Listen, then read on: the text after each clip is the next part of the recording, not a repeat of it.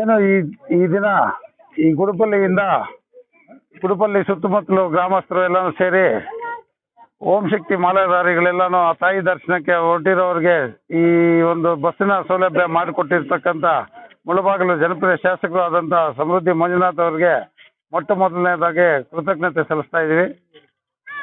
ಅದೇ ಥರ ಮೊದಲು ಚುನಾವಣೆ ಹತ್ರ ಇತ್ತು, ಆವಾಗ ಬಸ್ಗಳು ಹಾಕಿದ್ರು. ಮುಂದಿನ ದಿನಗಳಲ್ಲಿ ಇದೆಲ್ಲನೂ ಇರಲ್ಲ ಅಂತ ಹೇಳ್ಬಿಟ್ಟು ನಮ್ಮ ಕೆಲವರೆಲ್ಲನೂ ನಾಯಕರೆಲ್ಲನೂ ಇಲ್ಲಿ ಹೇಳ್ತಾ ಇದ್ರು ಸಭೆಗಳಲ್ಲಿ.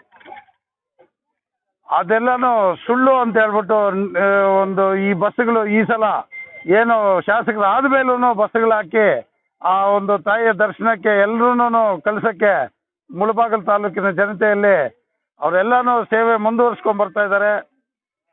ಅದನ್ನು ಸುಳ್ಳು ಅಂತ ಹೇಳ್ಬಿಟ್ಟು ನಿರೂಪಣೆ ಮಾಡಿದ್ದಾರೆ. ಈಗ ಅದೇ ಥರ ಮುಂದೆ 3-4 ತಿಂಗಳಲ್ಲಿ MP ಎಲೆಕ್ಷನ್ ಸಮೇತ ಬರ್ತಾ ಇದೆ.